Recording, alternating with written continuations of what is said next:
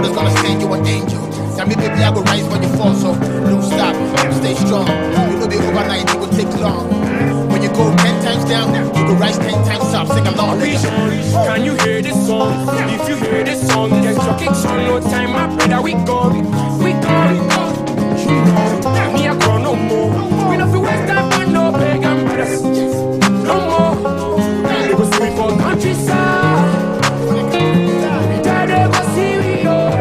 They go follow man them go. For countryside. If we die, they go see we go. They go follow man them go. For countryside. If we die, they go see we go. They go follow man them go. For countryside. If we die, they go see we go. They go follow man them go. For countryside. City 97.3 Accra. City 97.3. More variety. Detailed news, unparalleled coverage. City News on 97.3 FM. Citi Prime News at 12 midday. Updates you on all the running stories and connects you to the newsmakers. City News.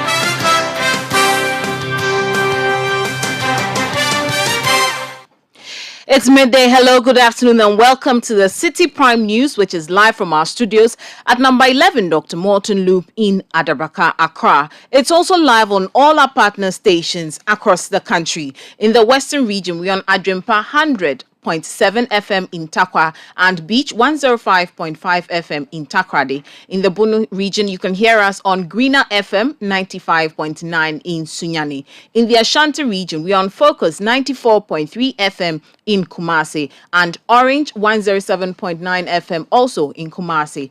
In the Volta region, we're on Revival 99.3 FM in Tajewu and VOV Radio 95.7 in Hohoi. In the northern region, we're on Radio Bimbala 91.9 FM. In the upper east, we're on Quality 88.7 FM in Garu. And in the upper west region, we're on Tunsong 97.3 FM in Wa. The news is also live across the globe on citinewsroom.com. I am Wilma Obobi Sakoman, and this afternoon I'm here with Charles Osukumi.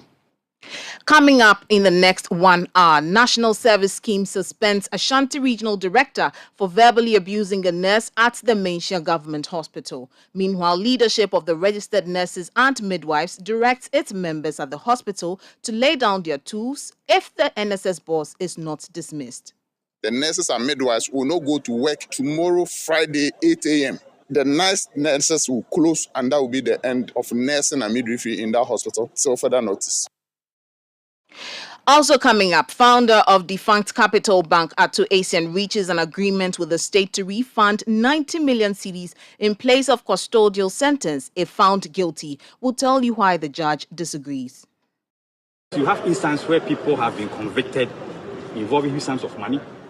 They are sentenced, they go to prison, they say they have not recovered anything. They will lose. So at times, if you are bargaining, there's a possibility that you can recover something. You need to also take a step.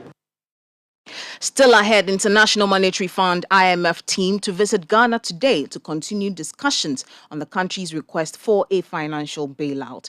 And later, some Ghanaian football fans in Qatar arrested and processed for court for selling World Cup match tickets. Sell it. So far, the authorities have arrested some people and they are taking them to court. They've sent the evidence to the ambassador. We don't want anybody to fall into this. Stay tuned as we bring you details of all that and more on the Citi Prime News. Citi Prime News at 12 midday. Updates you on all the running stories and connects you to the newsmakers. Many thanks for your time this afternoon. We'll settle for the details of our stories now. Now, the National Service Scheme, NSS, has with immediate effect suspended its Ashanti Regional Director, Alex Opoku-Mensah. The suspension comes after Mr. Opoku-Mensah went to the Menchia Government Hospital in the Ashanti region and verbally abused the nurse for purportedly intimidating his daughter, a doctor at the facility. A statement cited by Citi News from the scheme stated that the decision was arrived at yesterday at an emergency meeting held with Mr. Opoku-Mensah. Management of NSS said the suspension of the director is to allow for further investigation into the incident. Meanwhile, a committee comprising representatives from the National Service Scheme, the Public Services Commission and the Ministry of Education has been set up to investigate the matter and to submit its report to the NSS management within 1 month. Mr. Opoku-Mensah is expected to appear before the committee on December 5, 2022. Meanwhile, the leadership of the Ghana Registered Nurses and Midwives Association has directed its members at the Menchia District Hospital in Kumasi to lay down their tools from tomorrow if Ashanti Regional Director for the National Service Scheme is not dismissed. In a viral video, the NSS boss, Mr. Alex Opoku-Mensah, is heard verbally abusing a nurse at the Menchia District Hospital after she had a misunderstanding with his daughter, who is a doctor at the facility. Although the management of the National Service Scheme has suspended Mr. Opoku-Mensah pending an investigation, the nurses and midwives say they are rather demanding his immediate dismissal. In an interview with Citi News, the Ashanti Regional Chairman of the Ghana Registered Nurses and Midwives Association, Jones Efriye Anto, said the strike at Menchia is the first of series of actions they intend to take. The matter, what we are demanding is that they should just sack him. Otherwise, tomorrow, the morning shift of Menchia District Hospital will not go to work. The nurses and midwives will not go to work tomorrow, Friday, 8 a.m. The night nurses will close, and that will be the end of nursing and midwifery in that hospital till further notice. This is simple. Sack him. Simple. Or they are valuing only him than all the nurses in Ghana, than all the midwives in Ghana. For a director to walk to her facility to threaten a nurse who can as well be his daughter, it's just not fair. So what are the stages? You actually indicated in your release that those at Menchia will stop working for a while. So if that's starting on Friday, the morning shift, they are not starting. When is it escalating to the regional and the national? Actually, it's a 72, 72, 72. And so the first 72 starting Friday is Menchia Hospital starting. The first 72. So they will not go to work from tomorrow, Saturday, Sunday. So Monday, Ashanti region will join. The whole of the region? Yeah, Ashanti region will join. Then Tuesday, Wednesday, Thursday, the whole Ghana will join. So that is it. This is not something we delight in doing. We don't like strikes because nursing and midwifery, if we stop those services in the hospitals come to a standstill.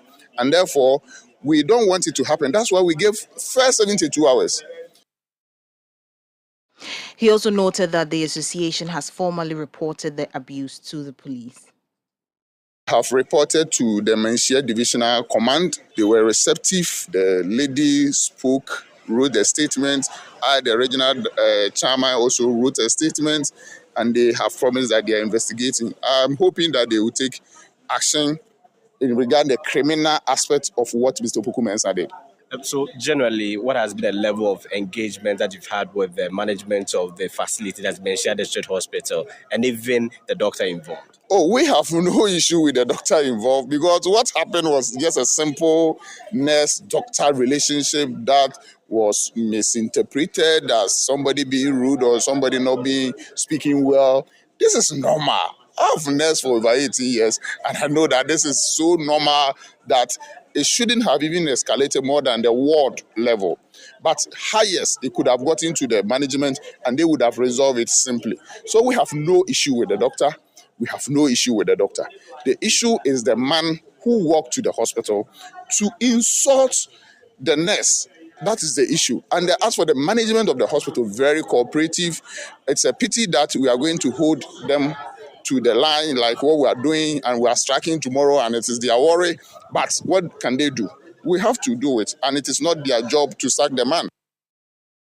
You heard the Ashanti Regional Chairman of the Ghana Registered Nurses and Midwives Association, Jones Efriye Anto. We are joined over the phone lines by our Bureau Chief of the Middle Belt, Edward Opong Mafo, to tell us more. Good afternoon, Edward. Clearly, the nurses are not happy with the suspension. What have they been saying?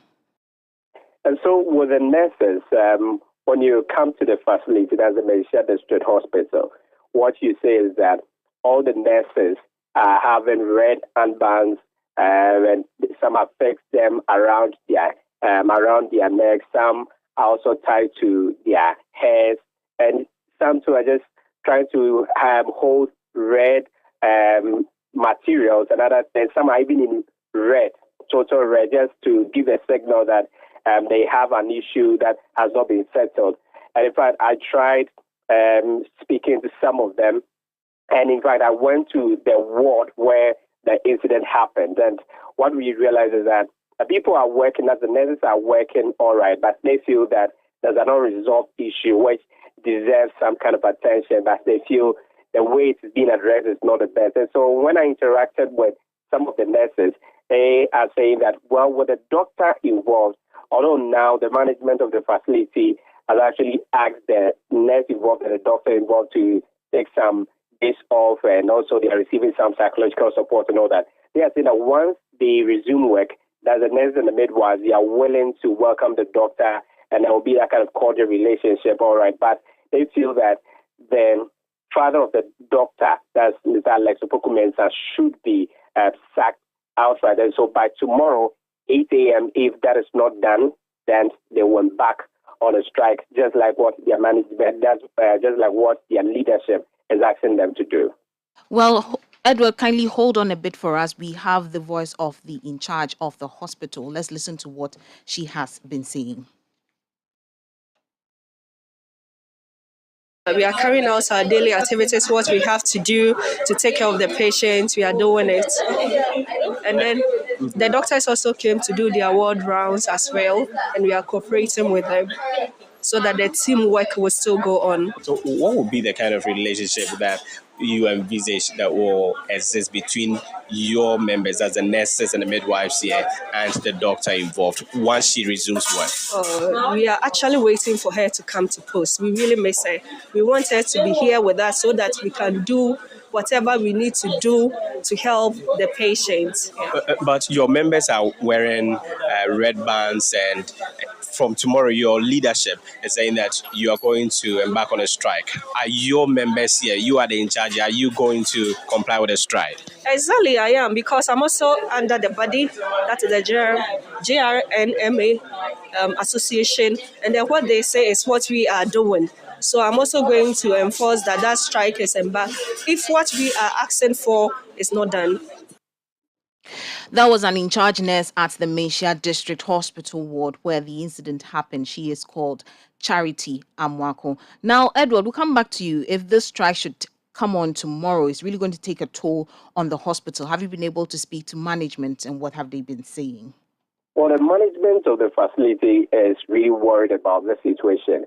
And with the medical superintendent, Dr. Hussein, I've engaged him, and he is saying that he is even appealing to the leadership of the Ghana Registered Nurses and Midwives to just reconsider the decision, because he feels that once the decision is made for them to embark on the strike from tomorrow, a lot of activities at the hospital will be affected. And he is even saying that based on the anticipation that the strike could take effect tomorrow, they're trying to have some meetings to mitigate the effect of the strike. And so they're going to review some of the things at the hospital. People are on admission, and they feel they can be discharged. They're going to discharge them. And they're also going to put in some measures in place to ensure that some people who are going to be transferred to the hospital, they will then just tell them to go to another facility. And a lot of other services that they offer, that they know that the nurses and midwives will play a key role. All those services they are not going to offer such services, and will have to drive patients away, or will just transfer the patients to other facilities. Thank you very much for that update. That was Edward Opong Mafo, our Bureau Chief of the Middle Belt. We however, have the voice of the superintendent of the Mainshia District Hospital, Kamaruddin Koku Hussein. Let's listen to his voice. As I'm sitting here, honestly, I'm still hoping it will not happen. But as leaders, we need to be ready for anything that comes. That, to be very, very honest with you, without nurses, the hospital, we can't work. The only thing that we can do might be maybe attend to some emergencies, the OPD cases to see them, because we doctors can sit in the consulting room and then the prescribers are available. The records people are working, so walking patient can be attended to. As for admissions, it will be extremely difficult. We will not be able to handle cases on the ward. So let's pray. All of you should join us to pray. That doesn't happen. The very first thing from today, we need to quickly review all the patients that we have on the wards. Those that are not critically ill, we might have to quickly discharge them and then leave a very few of them on the ward, just in case it happens. And if it happens, we have to refer some of those cases to places that the strike has not has not started. That was the medical superintendent of the Mainshia District Hospital, Dr. Kamaruddin Koku Hussein. Away from that, the High Court was unable to deliver judgment on the case against founder of defunct Capital Bank, Atu Asian, and two others as a result of an agreement between the Republic and the first accused person to refund some of the money allegedly stolen. The three persons have been on trial for the past 3 years for their involvement in the collapse of Capital Bank. According to the agreement, which was submitted on Wednesday, a day before the judgment, Atu Asian, who has agreed to change his plea to guilty, will refund 90 million Ghana cedis to the state in replacement of a custodial sentence if found guilty. But Justice Eric Balfour, who disagreed with the agreement, indicated that the amount agreed to be paid is not commensurate enough, and the judge adjudged the case to December 13 for the parties to address the court on legal basis and terms of the agreement. Meanwhile, Deputy Attorney General Alfred Tuah has justified government's reasons to secure a deal with the accused person rather. Later came to the 13th. So it's within his wisdom, because we never prayed for an adjournment. After his could have said he was ready to declare the judgment and could have taken it like that, but he said he wanted to adjourn for the parties to consider the agreement again.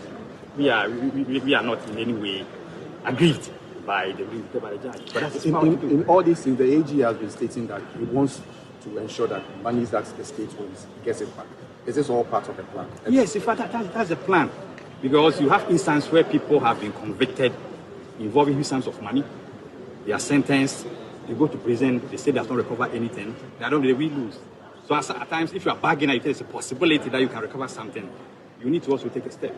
I stated somewhere at the last month that in all this banking crisis, our idea is to prosecute and, if possible, recover. If there's a possibility of recovering, as in the instant case, if the judge agrees with us, then we have to go along that route. The judge talked about timing, and we know that sometime within the trial, the accused person had indicated that he wanted to refund some amount of money. Why has it taken this long? It is true. The accused started making the offers to the Attorney General's office long ago, but we were not comfortable or agreeable to the figures that he was proposing. So that's why it took him all this while up to the last point of the prosecution. And we never relented in our effort to prosecute the accused persons, despite the overtures that the first accused person made to us.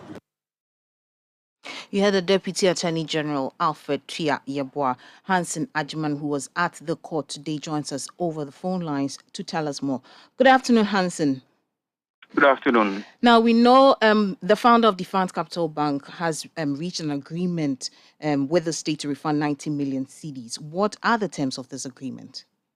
So the first point is that we know that throughout this trial, the accused person, Atu Asian, he had always pleaded not guilty to all charges against him. But per this agreement, he has agreed to plead guilty. Now, this after 3 years of trial, and after the state has called 17 witnesses. He has also agreed to pay 90 million Ghana cedis as restitution between now and December 2023. So, between a period of 1 year, he has agreed to make this payment. And as part of the terms of agreement, is expected to pay 30 million before today. And in court, his lawyer indicated that he already has made payment of 30 million Ghana cedis to the state, and he had the receipt which he could show to the court. Now, the 60 million is supposed to be spread for a 3 installment period for 3 separate quarters. So, expected to pay 20 million before April ends, another 20 million before July ends, and another 20 million before December ends. And then the first accused person has agreed to plead guilty, as I indicated.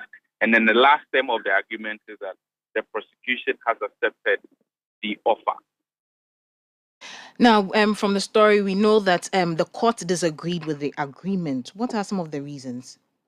So the parties came with the parties came on this with Section 35, or they based this agreement on Section 35 of the Courts Act, which allows persons who are going trial for the purposes of causing financial loss to the state to agree to restitution or compensation, so that instead of the court giving a custodial sentence, then they will rather pay the compensation or restitution. Now, the judge in his wisdom says he doesn't believe the case before the court was under financial loss to the state or economic loss to the state. He believes that the money belonged to Capital Bank, and that even though the money was given to Capital Bank by the Bank of Ghana, that was a loan, and the money belongs to Capital Bank. So it does not in any way fall under the criteria of economic loss to the state. So for the judge, the first threshold for Section 35 to apply is for it to be one of an economic loss to the state. Now, the second thing is that Section 35 of the Court Act, this agreement, even though it's between the parties, the court should find it satisfactory. And this is the major point he makes, that he doesn't find this agreement satisfactory in the sense that if Atu Asian and per the agreement agrees to say that he stole 90 million Ghana in 2015, and then in 2022-2023, he's been asked to pay exactly 90 million, that will be making crime in itself or stealing attractive. In the view of the judge, it is better that the prosecution should have negotiated so that the current value of the 90 million will be calculated with the current exchange rate. So, in essence, exchange rate now, if you look at the Bank of Ghana rate, is around $1 to 13 cedis. So then the payment should be made with respect to that. So on the level of whether or not the amount of money to be paid is proportionate enough, the judge felt that that was not proportionate enough. Another issue that was raised by the court had to do with timing. The judge was concerned about the fact that this case has traveled for a period of 3 years. The state has used state resources, has called 17 witnesses in all, and he already has written his judgment on the matter, only for the prosecution and the first accused person to later come out and say that they have reached an agreement. His question basically is, if the accused person knew he was going to plead guilty and go for restitution, why didn't he do so throughout the period of the trial? He also raised issue about the connectivity of the offenses of the first accused person to the other two accused persons. So the first accused person, as part of the various offenses that he's standing trial for, stealing. Now, the second accused person is being tried for abetment. And then the third accused person is being tried for conspiracy. The argument that the judge makes is that if the person who says who stole the sin is now coming to plead guilty by way of an agreement with prosecution, what then happened to the other people whose crime is linked with his act? Is linked with this particular act. So these are the major reasons given by the judge to oppose this agreement by the party. Well, thank you very much, Hansen. But before we let you go, could you refresh our memories, giving us a brief background to this case? Well, so we know the financial sector cleanup, the Bank of Ghana made available some liquidity support to various banks. So in the case of Capital Bank, some 650 million Ghana cedis was made available by the Bank of Ghana as liquidity support to Capital Bank. Now, the facts before the court suggest that some 130 million Ghana cedis out of this 620 million Ghana cedis was transferred from the Capital Bank account to an account by a company owed by the first accused, that's actually ACN, MC Management Services. Now, this 130 million, instead of being used as liquidity support for Capital Bank, was rather used as initial capital to open a new financial institution known as Sovereign Bank, which was also collapsed at the time of the financial sector cleanup. Aside this, also there was some 35 million Ghana cedis that was taken from the 620 million liquidity support to into Brittling Company, which was owned by the first accused person. Another 27.5 million Ghana cedis was taken by the first accused person from this liquidity support, which during the trial processes he indicated that amounted to what he described as a finder's fee as in finding that liquidity support for the bank. So in its entirety, the case borders on the misappropriation or otherwise or alleged stealing of money meant for liquidity support for Capital Bank into the hands of the accused persons. Thank you very much for that update. Hansen Ajimang is my colleague here at Citi FM and Citi TV, and he was in court today bringing us a story where founder of defunct Capital Bank, Atuasian, has reached an agreement with the state to refund 90 million cedis in place of custodial sentence if found guilty. Charles has more stories. We'll stay with news from the judiciary, where the Supreme Court will on Wednesday, January 25 next year, deliver its judgment on the case challenging the payment of monthly allowance to spouses of the President and the Vice President. Parliament voted mid-last year on the amendment to the Professor Ntiamwa Bedu Committee's report to pay wives of the President and Vice President almost $47,000 during the tenure of their husbands. A section of the public, however, criticized the move, citing harsh economic conditions as basis for their opposition. Subsequently, two members of Parliament, Roxanne Nelson Eche Dafiamekpo, Dr. Clement Apak, and a private citizen, Frederick Nikome, took the matter to the Supreme Court for pronouncement. The plaintiffs argue that spouses of the President and Vice President were not part of the Article 71 office holders and were also not recognized under the 1992 Constitution to be paid salaries. You're still listening to the Citi Prime News, live from our studio at Adabraka in Accra. Still to come, International Monetary Fund IMF team to visit Ghana today to continue discussions on the country's request for a financial bailout. To bring you details shortly. Do stay with us. Citi Prime News at 12 midday updates you on all the running stories and connects you to the newsmakers. Afiwe, Black Stars fans say Atemdidieno. Yeah, Jai! Team selection. Yeah, Jai! Na coaching Ejumanen swear. Yeah, Jai! Hey, now Black Stars bit maybe be. Saka Sanonso. Yeah, Jai! No negative talk. Positive talking kwa. Mama yen kamum. Qatar 2022 way. Na enter Black Stars echi. DSTV the 64 matches ni na be bro with DSTV compact so. For 169 Ghana cedis beji decoder and the year. Ghana, it's our moment. Na Jordan, are you correct? Hey, Masa. Yejai.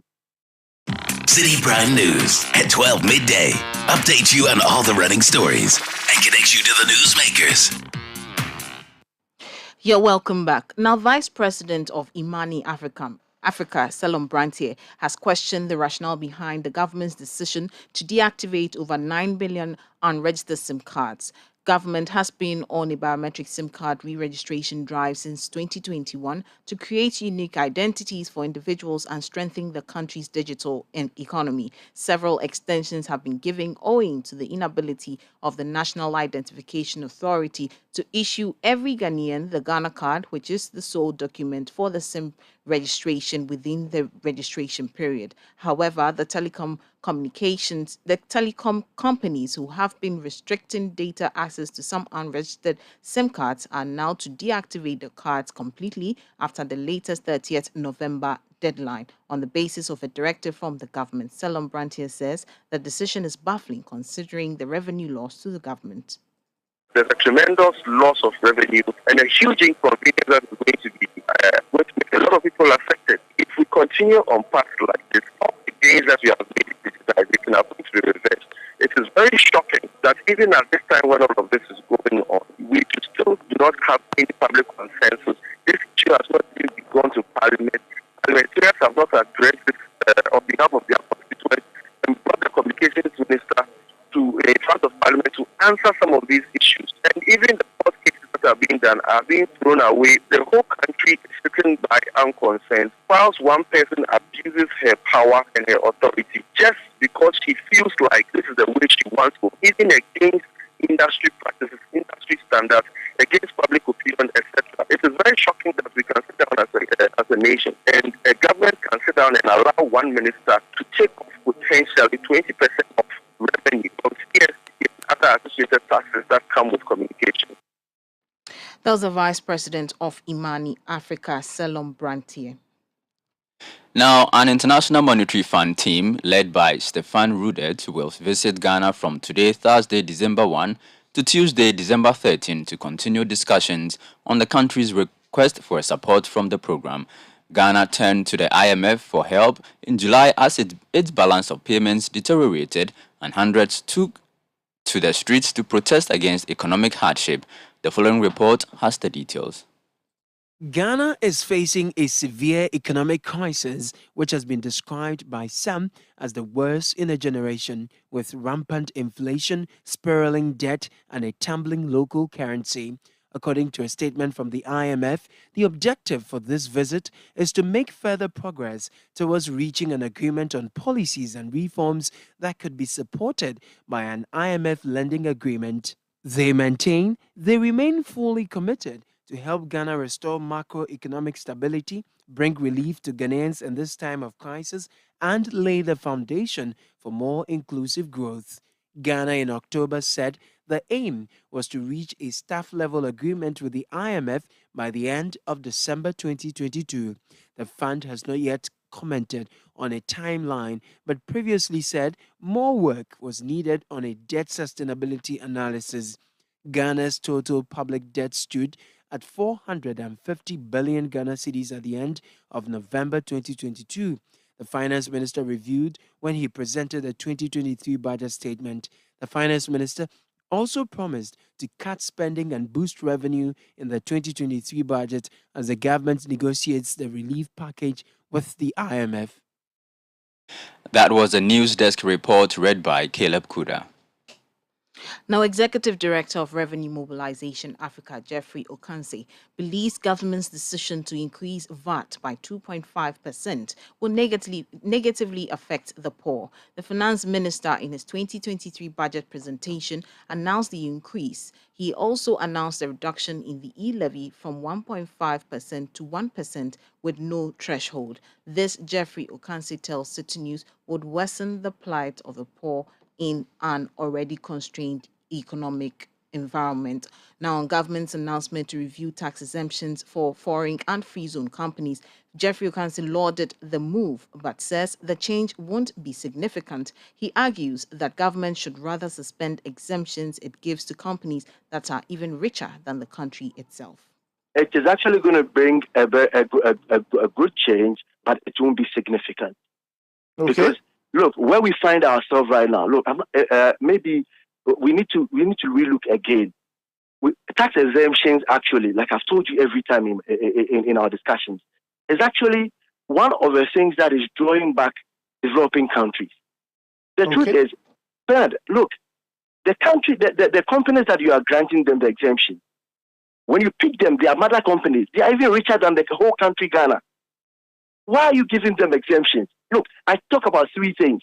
We have security in this country. We have quality raw materials. And we have labor. Okay?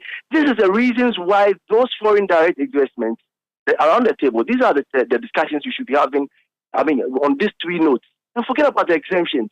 Boss, they came to this country to do business and make profits. Not because they love this country, Ghana. Because they want to make profits. And these three things I've mentioned are enough to lobby them to come back into this country. Why are you granting them exemptions? When, of course, they are going to make huge profits, especially in this times of crisis. What we are going through is not just economic hardships or economic challenges. We are going through what is called a crisis. So sit down with these companies and negotiate with them that we need to renegotiate these exemptions. And what we are going to do is to suspend it totally.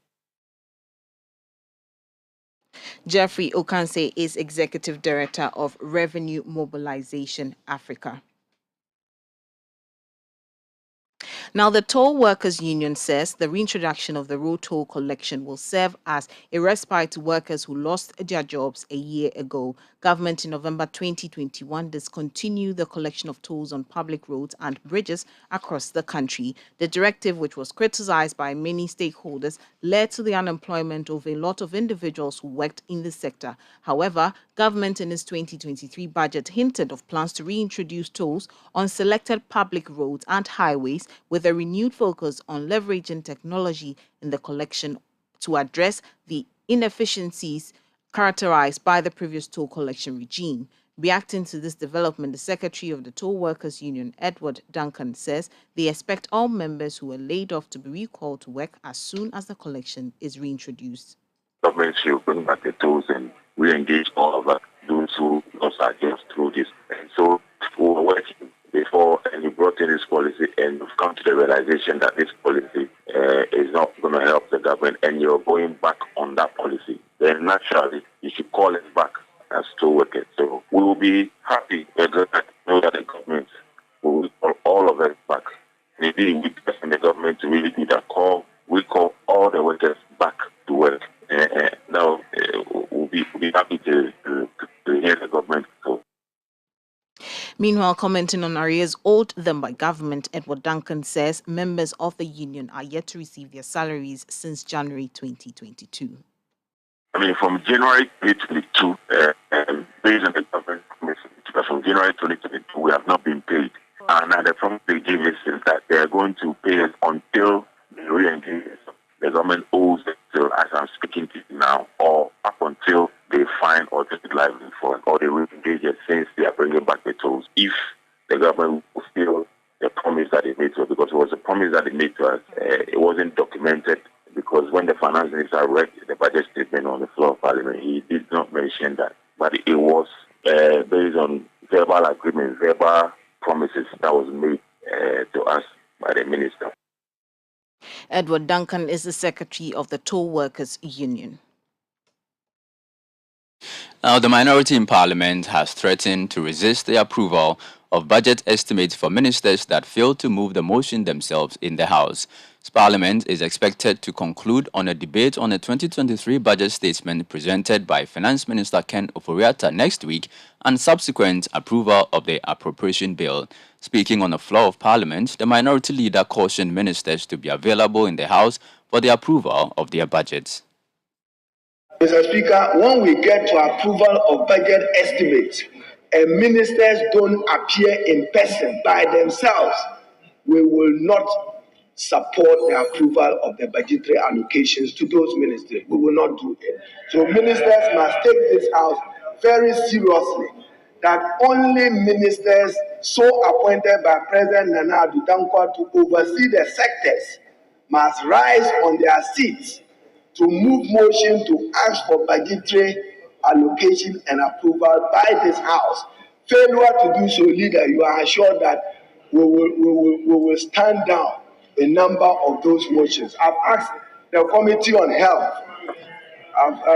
Akando, if you come minus Agenda 111 accountability on health to this floor, your health budget will suffer. We will hold this government accountable. We intend to strengthen oversight, and we will do so standing here. So, ministers, if you think you can take Parliament for granted and take the majority leader for granted, because he's now aspiring to go higher, he's been undermined from his back.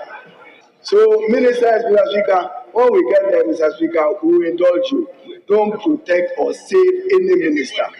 If you are not interested in money to work, we'll help you to sit home. So, if ministers don't appear in person to move motions for the budgetary allocation, they should expect the fiercest of resistance from the side of the House.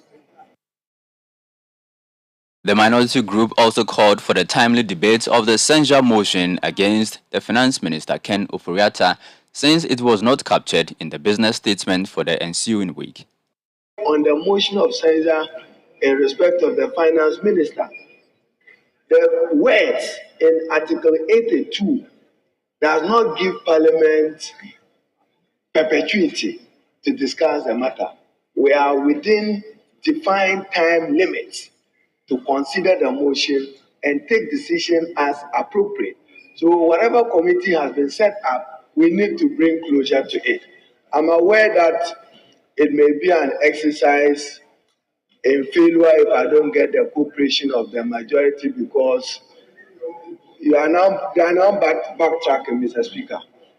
Those courageous 98 gallant MPs, okay, majority MPs, as our co-leader at his press conference, if they cooperate, Mr. Speaker, we will be very successful in getting a new Minister for Finance for Ghana and exiting Ken Ofori-Atta. If you don't cooperate, our exercise may end in failure because we don't have the threshold of the 2/3 majority required of 183. Some people may change their mind after today, and you may change your mind to come and support. So, Mr. Speaker, those motions, and for me, it's for the record. I want us to vote on them, secret ballot.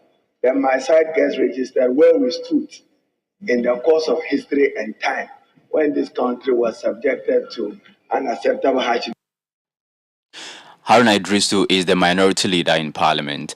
Meanwhile, the majority leader, Osei Chairman Sabunsu, assured that the motion would be debated in due course.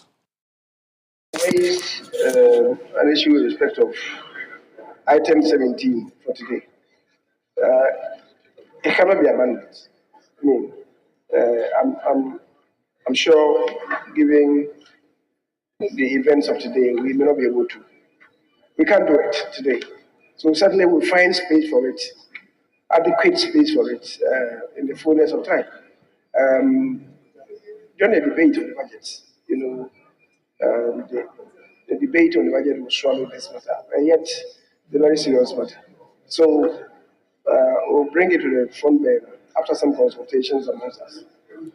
Maybe other next week, or perhaps when we are through with this. Certainly before this House takes an adjournment, would have done justice to the motion. So it's not as if anybody is wishing it away. It will be attended to in the fullness of time. Majority Leader Osei Chairman Sabunsu. Away from that, Ghana's attempt to trade gold for cheaper oil with the UAE will not work. This is the position of the Chamber of Petroleum Consumers (COPEC). The Vice President's office reviewed talks with the Emirati oil brokers to trade oil for Ghana's gold in an attempt to cushion Ghanaians. Ghanaian authorities are upbeat about the possibility of supply of oil in return for gold. But speaking to Citi News, Executive Secretary of COPEC, Duncan Amoah, rather called on the government to buy from gold revenues. No country will be willing to downgrade, as it were, their prices for another country simply because you have a peculiar need. Unless, of course, there's some bilateral bit that you are giving them something and for which they would need to return a favor by giving you something back, as happened under the former president John Kufuor regime with Nigeria. But to go to UAE, who clearly are not looking to trade their oil cheap and say, give me cheaper fuel, were attempting a stunt that clearly was not going to happen. Then you follow up a few weeks down the line, there's a different announcement that says we are now going to use the gold that the mining companies have decided to let the country in on to rather import the fuel. The questions we raised were which of the Platts benchmarks where you are probably buying the finished product is trading for gold. How many ounces of gold would you need to get 1 metric? Then the answer comes that, of course, gold has got a real-time value. So you can always value the gold to determine how much of oil you're taking with it. Then we said, look, is it the case that the gold doesn't any longer have a buyer because there's some economic sanctions on the Ghanaian bit for which we now need to butter gold for oil? In the history of butter, there's never a discussion of equity or equality in numbers. If I have a goat and you have salt and I need the salt so badly, it doesn't matter how much the goat I have will cost. I'll probably use it to take the salt and do whatever I want to do with it because that's the need I have. Are we now saying we're going to take our gold, which has a real-time value that we could have sold, to fix our system, fix the currency, rather to go to another country and say, oh, we have gold, take the gold and give us oil? On what trading terms? Are we going to now increase a certain opacity within the BDC space that says that, oh, we've taken 3 billion worth of gold. How much worth of, oil did we bring? Another 3 billion. Then people will now have to go in and calculate. Sell the gold, but buy the oil if the gold is available. Meanwhile, consumers of petroleum products can expect a reduction in fuel at the pumps. Duncan Amwa explains the developments leading up to the reduction. The international benchmarks within the past 2 weeks have been quite favorable. So I heard Bernard indicate that there's been some reduction in prices of PMS, which is petrol, on the international market up to about 11-14%. There's been reduction also for diesel. That is also quite significant. It is LPG that probably didn't see much with drops. These reductions that you are seeing on the international market is primarily because of uncertainty around the China market. They are not sure whether they are probably going to be able to continue with optimal production numbers. Once they are probably not able to buy as much, they happen to be one of the largest consuming blocks that you would find anywhere. So once they are not taking as much, whatever numbers that OPEC and OPEC Plus and everybody else is putting on the market, the supply side would simply be a little more than what the demand side is looking for. And that clearly has contributed to the reduction in international benchmark figures or values. Again, the cedi within the same period seem to be relatively stable. Duncan Amwa is Executive Secretary of the Chamber of Petroleum Consumers, COPEC.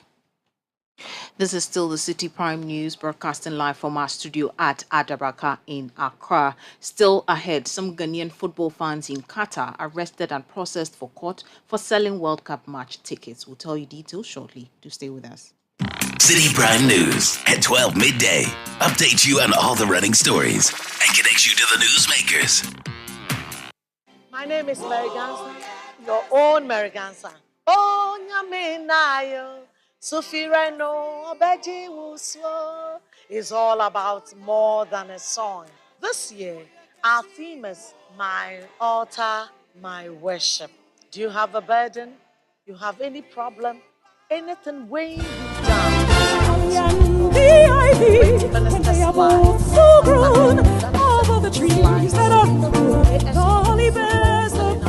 Are you ready to rock the Christmas?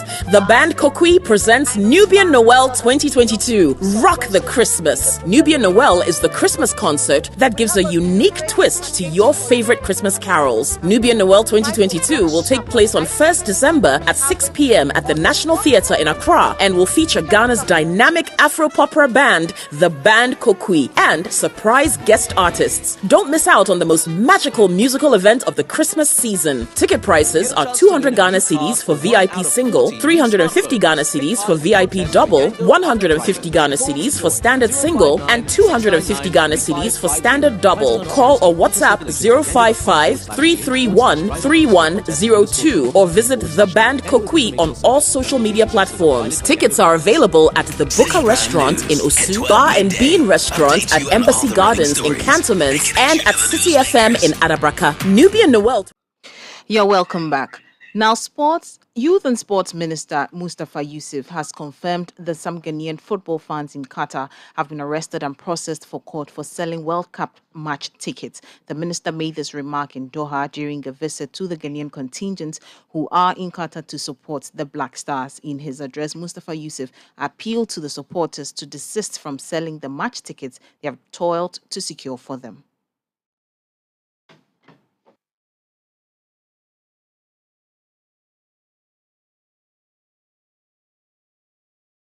So we want to appeal to you to be moderate and be very disciplined in whatever we are doing. I also want to appeal to you that the police and the security agencies are always at the various stadiums monitoring things. We have toiled to get you tickets. We don't want any of you to go out and say the ticket we have given you, you want to sell it. So far, the authorities have arrested some people and they are taking them to court. They've sent the evidence to the ambassador. We don't want anybody to fall into this. So we are appealing to you to ensure that everyone gets ticket to access the stadium. But once you have it, protect it. Don't lose it for somebody to pick it to go and sell.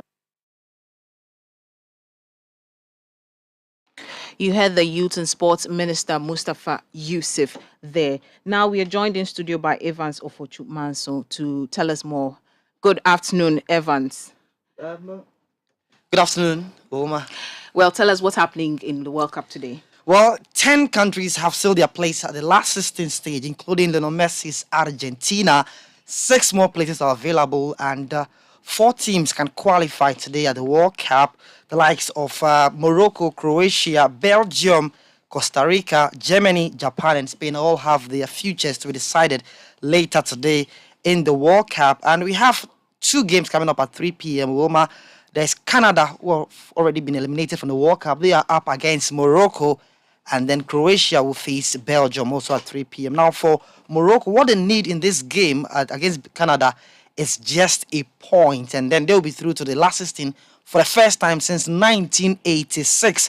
Now, for Canada, well, they've had so many plaudits for their contribution towards the first World Cup in 36 years. But it's not gone well for them. And they are, after this game, they'll be heading home straight from that match. Now, for Croatia and Belgium, it's a matter of winner qualifies for the next round as well. So that's how huge this game is for both Belgium and Croatia. And Belgium are ranked number 2 heading into the World Cup. It's been quite a topsy-turvy tournament for them.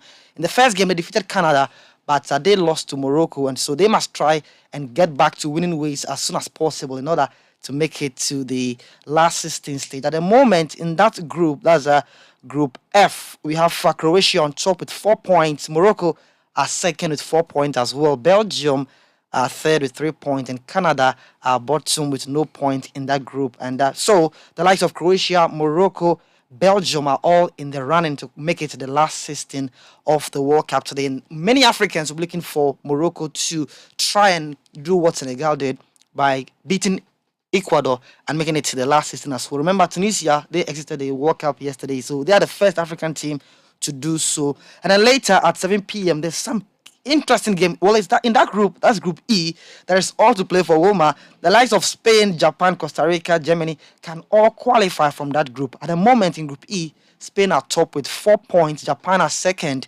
with 3 points, Costa Rica are third with 3 points, and Germany, guess what? They are bottom on just a point. And for Germany, they remain in real danger of being dumped out of a consecutive World Cup at the group stage after failing to win either of their first two matches for the first time since 1938. So the German team must create magic.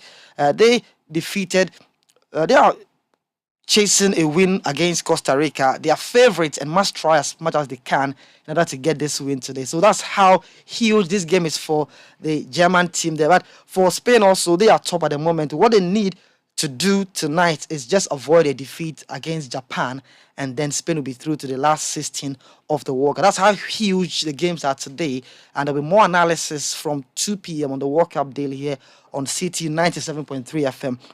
And speaking of the World Cup also, Ghana is playing against Uruguay. The team is preparing feverishly for that game. Coach Otoado has been speaking alongside Luis Suarez of Uruguay as well. Okay. And for their reaction, Otoado, well, he's talking about the fact that many Ghanaians are going to the game with the revenge mentality, like yourself out here.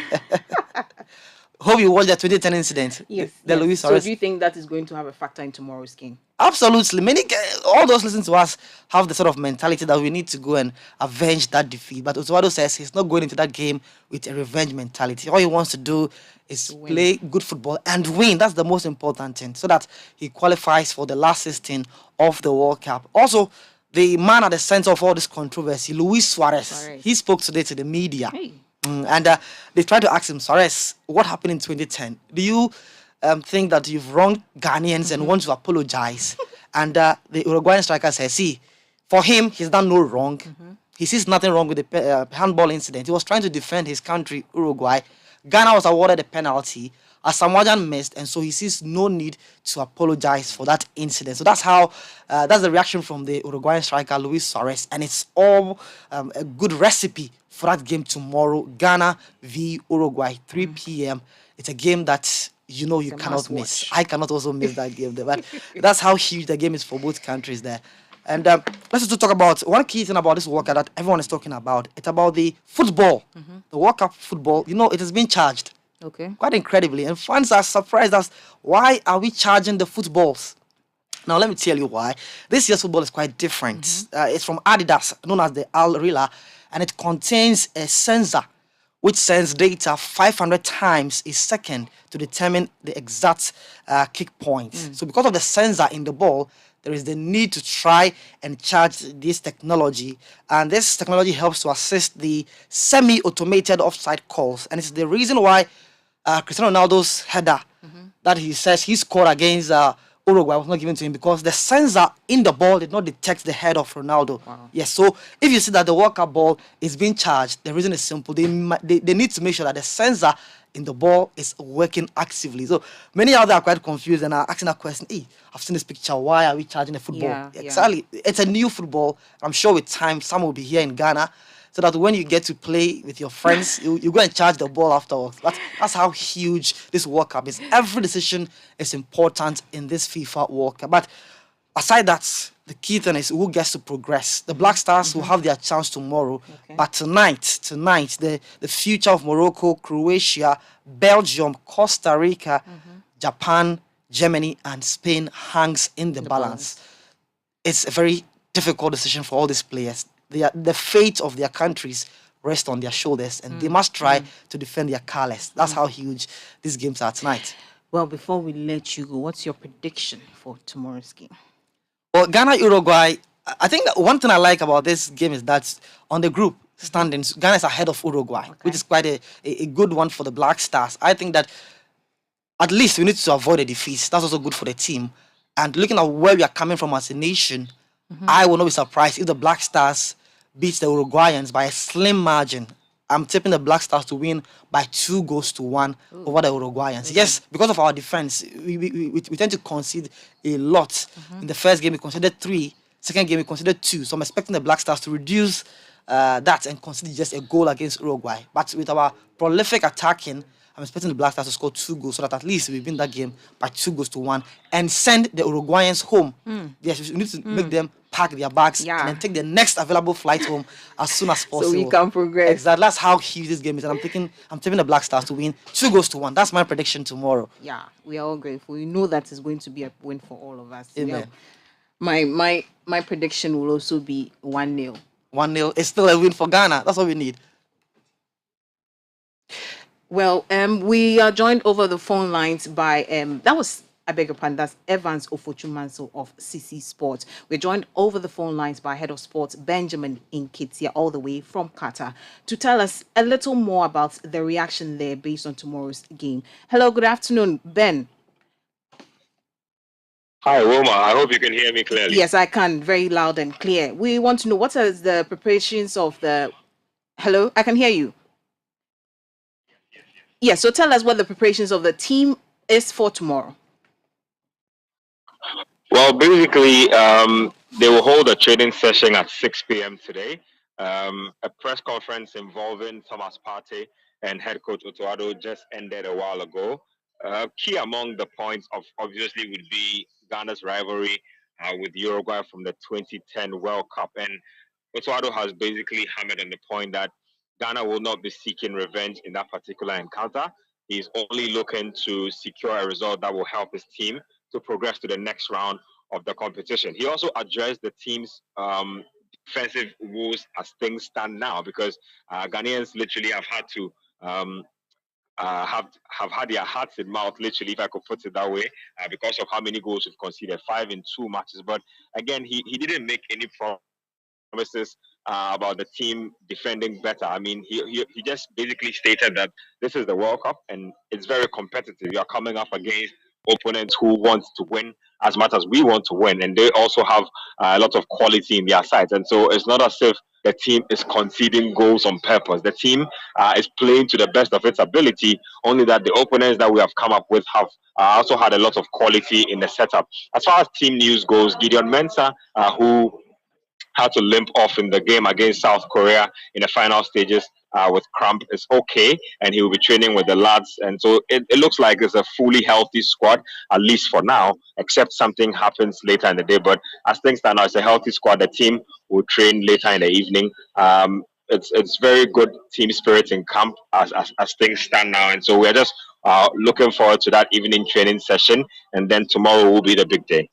Thank you very much for that update. That was Head of Sports for Citi FM and Citi TV, Benjamin Nketia, reporting live from Qatar. And that's how we end Citi Prime News, which has been live from our studio at Adabraka in Accra. For more news, you can log on to our website, citynewsroom.com. I am Wilma Ubobisa Coleman, and this afternoon I was here with Charles Owusukumi.